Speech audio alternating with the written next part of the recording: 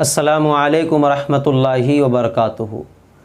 मैं अब्दुल हलीम और आप देख रहे हैं अल उलमा मीडिया। अल उलमा मीडिया के सभी नाज़रीन का मैं इस्तकबाल करता हूं और दुआ करता हूं कि अल्लाह पाक आप सभी हज़रात को अपने हिफ्ज़ व अमान में रखे। दोस्तों, बगल में ये वीडियो जो आप देख रहे हैं, ये वीडियो तकरीबन 2 दिन से काफ़ी वायरल है और व्हाट्सएप के हर ग्रुप में किसी न किसी शख्स ने इसको ज़रूर भेजा होगा और आपने इसको देखा होगा। इससे पहले एक ऑडियो वायरल हुआ, उसके बाद ये वीडियो वायरल हुआ और इस वीडियो के नीचे मुख्तसर तफसील भी लिखी हुई थी।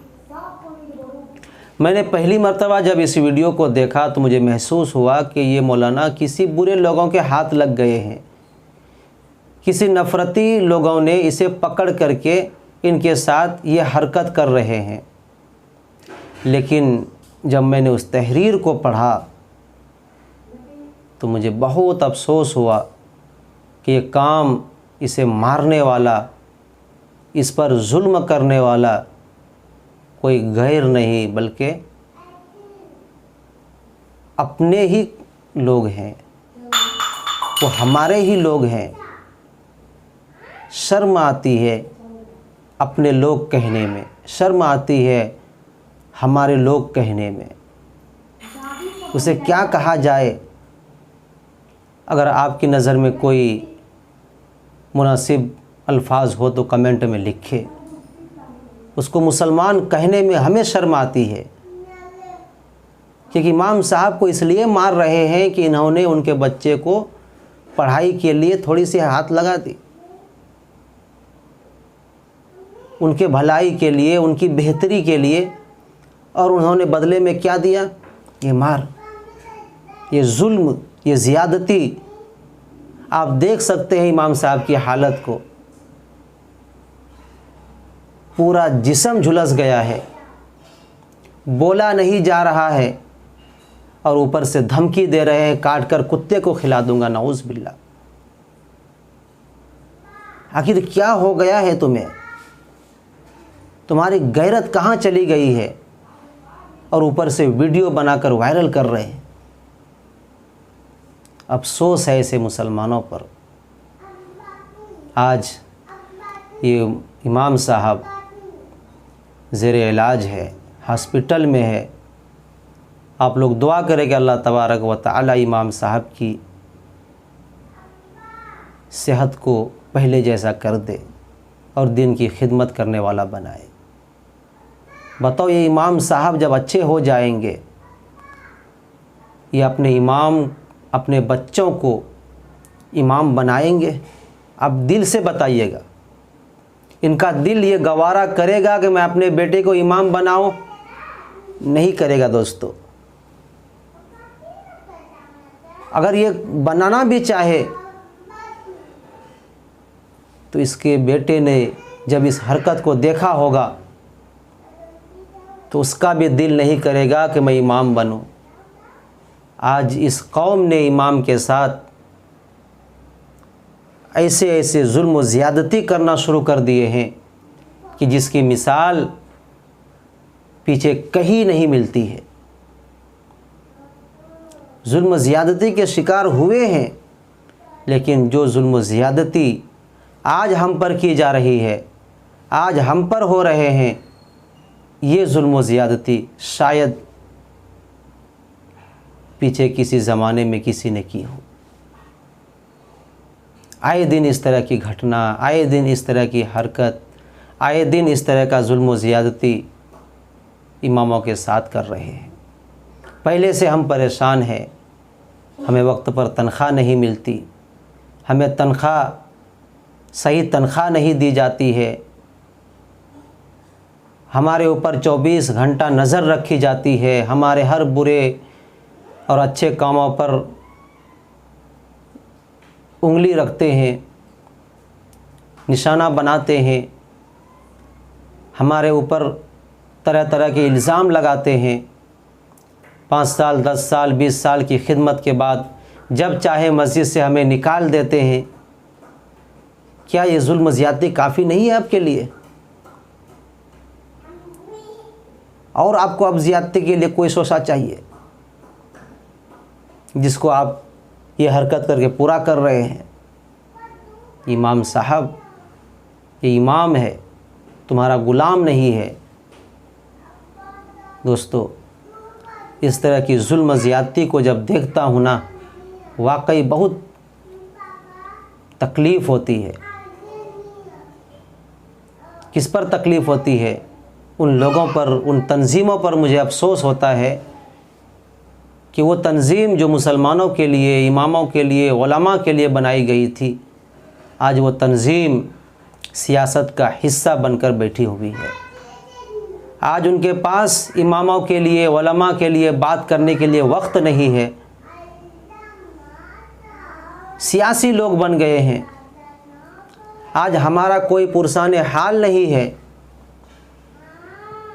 दोस्तों, हमें अपनी हिफाजत खुद करनी है। मुझे लगता है कि इसके पीछे कहीं ना कहीं वो बयान है, जो बयान आज से 3 महीना पहले उसी टुमकुर में एक इमाम साहब ने जुमा के खुतबे में बिहार के, झारखंड के, यूपी के उलमा को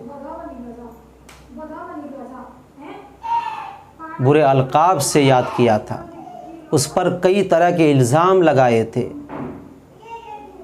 और आवाम से अपील की थी कि इनका बाइकाट करें, इनको यहाँ से भगाएं, मकामी उलमा को तरजीह दे। आपको याद होगा।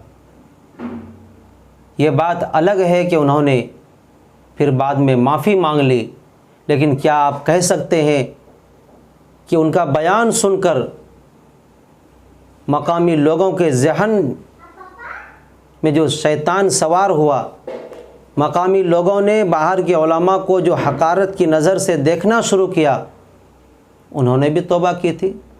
आप नहीं कह सकते। शायद मुझे लगता है उसी बयान की वजह से ये घटना घटा है, वरना अब तक मकामी उलमा इमाम साहब की सपोर्ट में खड़े होते, ये मामला पुलिस स्टेशन में दर्ज कराता, मारने वालों को गिरफ़्तार करवाता, मारने वाला अब तक जेल के अंदर होता। लेकिन अभी तक इस तरह की कोई ख़बर मुझे कहीं से सुनने को नहीं मिला है। हो सकता है मुझे ना मिला हो, आप में से किसी ने अगर सुना है कि मारने वाला गिरफ़्तार हो गया है, मारने वाले के ऊपर मकामी उलमा ने एक्शन लिया है, तो बराए मेहरबानी कमेंट में आप रहबरी कर दे। हो सकता है मेरे इल्म में यह बात ना हो और वो लोग इस पर कार्रवाई कर रहे हों। अगर कर रहे हों तो आप लोग मुझे कमेंट में ज़रूर बताएं। लेकिन मुझे नहीं लगता है कि इस तरह की हरकत और इमाम के लिए इस तरह के काम वो लोग कर रहे हों।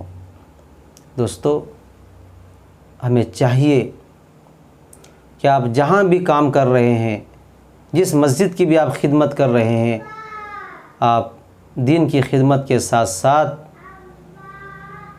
आप दुनियावी लाइन से भी कोई काम करें, क्योंकि आए दिन इस तरह की घटना, आए दिन इस तरह की हरकत, आए दिन ऐसे ऐसे काम इमामों के साथ लोग कर रहे हैं कि जिसको बयान करने में शर्म आती है, जिस हरकत को ज़ुबान से अदा करने में शर्म आती है, वो काम आज इमामों के साथ ये लोग कर रहे हैं। अगर आप दुनियावी लाइन से कोई काम करेंगे तो आप उनके ग़ुलाम बनकर नहीं रहेंगे, आप उनका चमचा बनकर नहीं रहेंगे। आप जब बाहर से कुछ कमाएंगे, आपके हाथ में हुनर होगा, तो आप दीन की खिदमत भी डट कर करेंगे और अपनी बात भी डट कर रखेंगे। वरना देखा यह जाता है कि जब इमाम एक मस्जिद में काफ़ी दिन रह जाते हैं, उनकी वहाँ पकड़ हो जाती है और उनकी कमाई भी वहाँ अच्छी होती है, तो फिर वो उस चीज़ को बचाने के लिए, अपनी पकड़ को बचाने के लिए, अपनी कमाई को बचाने के लिए और अपनी जगह को बचाने के लिए वो कमेटी वालों के ताबे हो जाते हैं। वो वही काम करते हैं जो कमेटी वाला चाहती है, जो कमेटी का हुक्म होता है। कमेटी के ख़िलाफ़ वो कोई काम नहीं करता।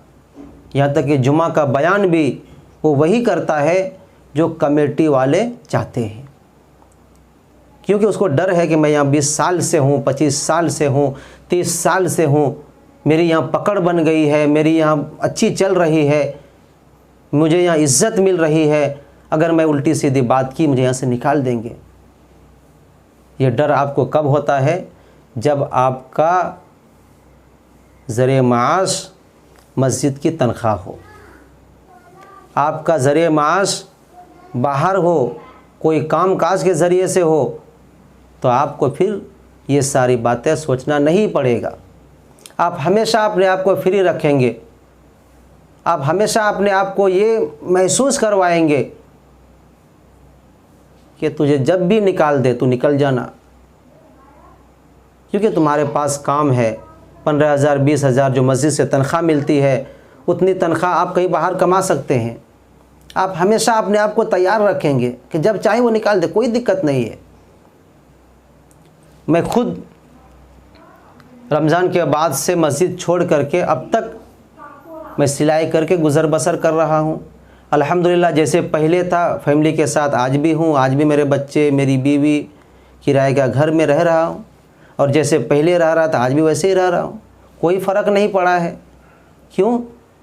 क्योंकि मेरे हाथ में हुनर था। मैं इमामत के दौरान मैंने सिलाई को सीखा, और इमामत के दौरान ही मैंने अपनी दुकान लगाई। आज अल्हम्दुलिल्लाह खुशी खुशी गुज़र रही है। अगर मेरे पास काम नहीं होता, अगर मैं हुनर नहीं सीखा होता, और जिस तरह मुझे मस्जिद से 13 साल की इमामत के बाद अचानक निकाल दिया, तो मैं कहाँ जाता? आप बताएं।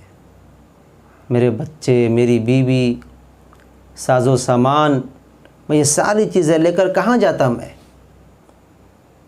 घर भी नहीं जा सकता था, किसी दूसरी मस्जिद में भी मतलब ये सारी चीज़ें लेकर के मैं नहीं जा पाता।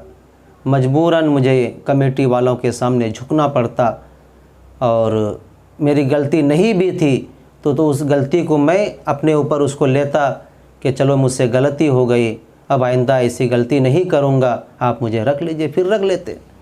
तो ये सारी चीज़ें, ये सारी हिम्मत मुझे वहाँ से मिली दोस्तों, क्योंकि मैंने सिलाई का काम सीखा, और आज अल्हम्दुलिल्लाह सिलाई करके रोज़ाना का 800 900 1000 रुपये कमा लेता हूँ।